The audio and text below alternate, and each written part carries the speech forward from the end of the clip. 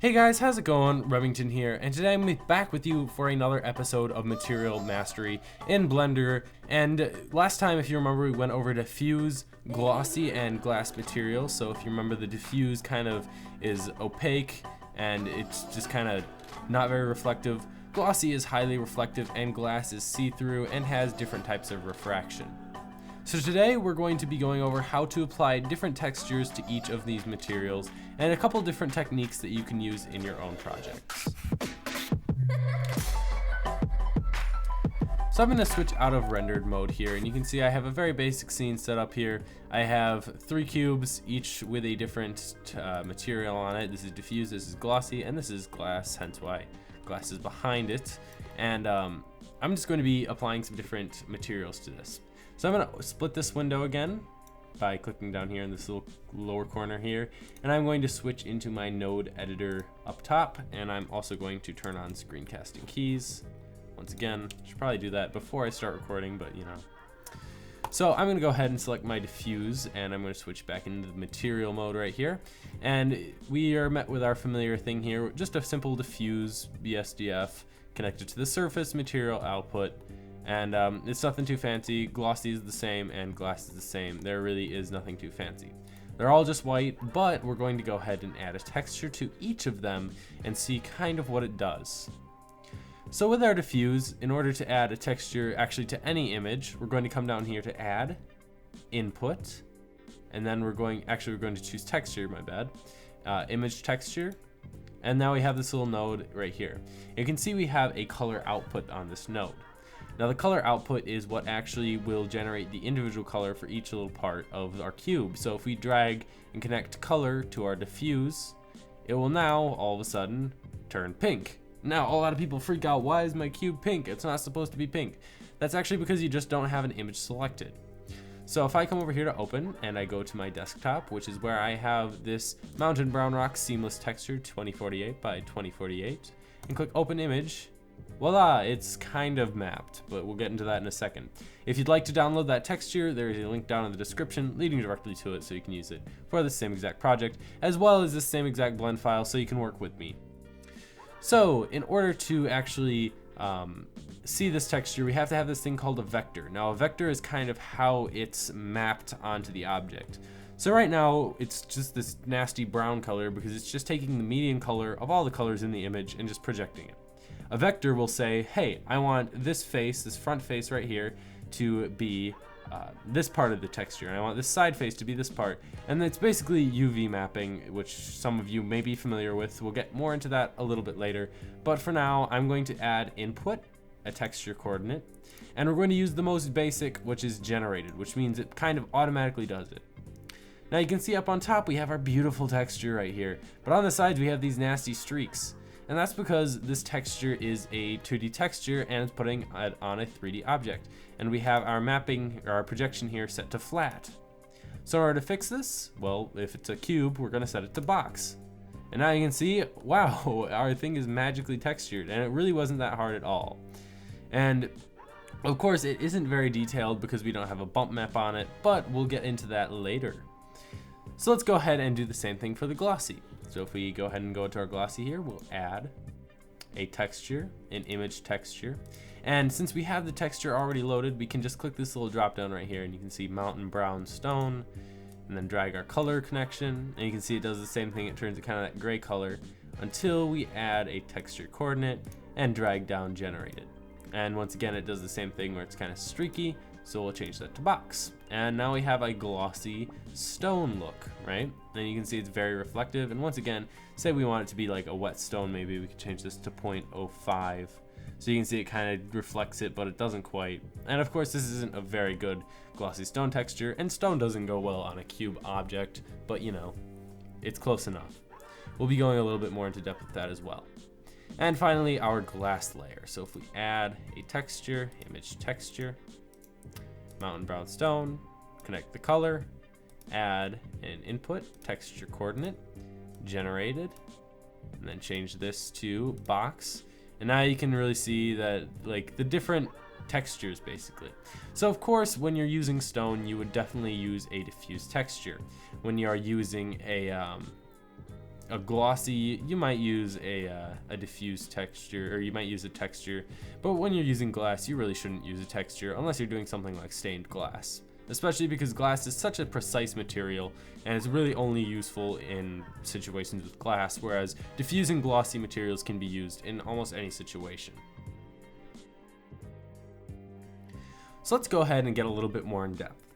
I'm going to go ahead and take this glossy layer, and I'm actually going to add a shader, add a diffuse shader. We're going to drag the color from the image texture down to the color input on the diffuse node. And you'll notice nothing really changed, because once again we have to mix these with a mix shader. And now you'll see that they're kind of mixed together. So if I change, I'm sorry if you can hear the beeping in the background, the oven is currently going off. But now you can see it looks diffused, but it also has that remnants of the glossiness right there. You can kind of see the reflection of the word glossy in there, and that's actually a really neat feature. So there are of course other options for texture coordinates. You can use the normal, which you can see kind of does that. Every single 3D model will have a very unique kind of feel to it based upon what type of or what the mesh looks like and what the texture looks like. And then we also have UV for UV maps, and I don't have a UV map for this, so it won't do anything. We have object, which maps it perfectly onto the object. And then we also have camera, which will make it so the camera, it's really kind of hard to see. Actually, I wonder if I change into material mode here if we'll be able to see it. There you go. So you can see this is kind of what camera looks like. So the texture actually rotates with the camera, and this is really only useful for still images or if you're trying to get some sort of artistic impression. Then we have window, which is supposed to make it kind of look you're looking out a window. I kind of see that, but it's more I don't know how to describe it, but it's way too close. And then we also have reflection, which is supposed to simulate a reflection.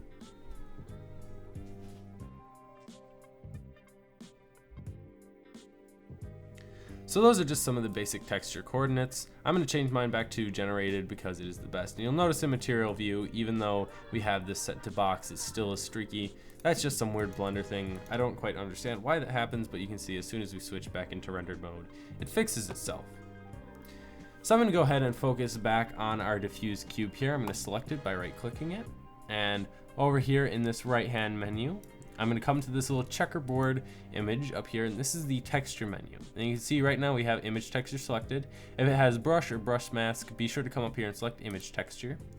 And we have these things called scale. Now basically what scale does is it changes the scale along the X or Y axis. So you can see I just changed it to -2.9. If I want to change it to 2, it scales it up twice. And that's only across the X axis though. So only, you can see down here in the lower right hand corner a little bit, the mouse wheel kind of covers it up, but you can see the little axis down here. The X is going to be going across the screen like this. The Y is going to be going depth like that, so further down the line, and Z is going straight up and down. So you can see if I boost the X a bunch, you can see it repeats a bunch. It's kind of hard to see like this. But basically what it does is when you have this scale, it repeats across the X axis. So if I were to set all of these to 3, let's say. Oops, that's 2. 3 and 3. You can now see that the texture is actually a lot smaller. And that's basically because it's repeating a bunch of different times. If I changed it to 0.5, 0.5, and 0.5, you can see that the texture is now a lot bigger and has a lot more not a lot more detail, but it's a lot more obvious than it was before, especially compared to the glossy over here. So I'm going to change this back to 1 because it looks nicely mapped with the 1. And we're going to go over a basic displacement map.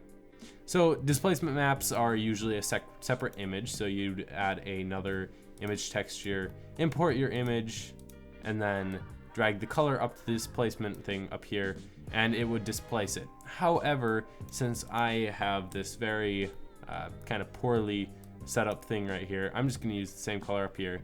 And color data never works quite as well, so I always like to add a hue and saturation node in here. Bring the color in, drop the saturation down to 0, and drag this over to the displacement.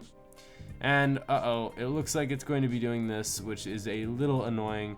For some reason, it likes to do this sometimes. I have no idea why it happens, and if anybody knows, please tell me. But fortunately, there is a way around it using bump textures, which is the next thing I was about to go over. So bump textures can work with normal textures or bump maps. So if you don't know, let's pull up some images here. Bump map.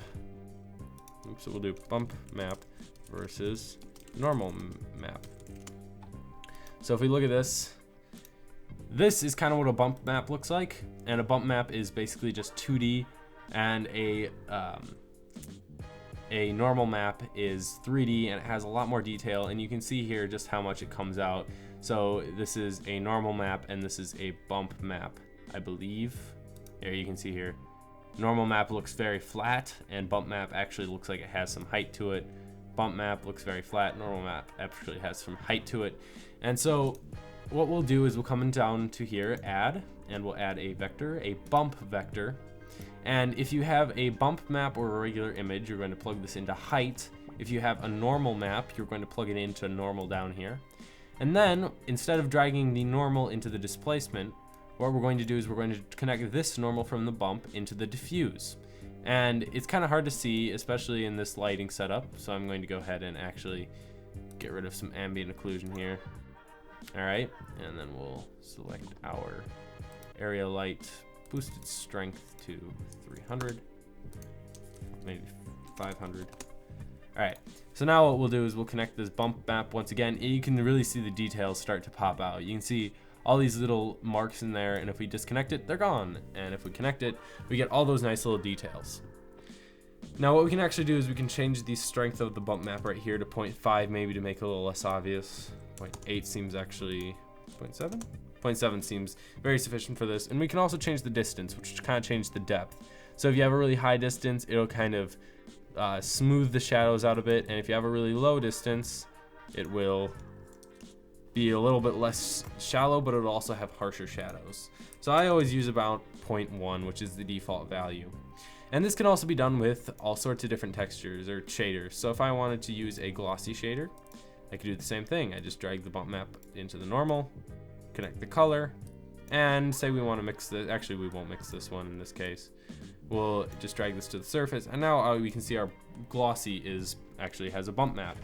And the glossy or the bump map actually follows the same parameters given to it by the glossy. So say the glossy is kind of reflective. Well, each individual bump on there will be reflective. So you can kind of see there, each little, it's kind of hard to see, but each little detail is slightly reflective and has a little bit more detail to it, especially when we disconnect it and we're left with just this blank square. Oops, sorry, that was the wrong thing. If we disconnect the bump map, you can see just how much more detail that adds and how much that can actually improve your materials, and it makes them look monumentally better. Plus, it doesn't take much longer for them to re-render. So go ahead and just mess with these materials, do whatever you want with them, try new techniques, and maybe even find another tutorial online. Then go ahead and leave a comment linking me to an image that you created, because I love seeing what you guys create, because a lot of my viewers are very creative. So thank you all very much for watching. If you'd like to see more material mastery videos, be sure to hit that thumbs up button and click subscribe, that way I know to make more. That about wraps it up for this video, and I'll see you guys later. Adios. Hey guys, how's it going? Remington here, and today I'm with you for another episode of Material Mastery, and today we're going to be going over metals and how to make really awesome looking metals in Blender.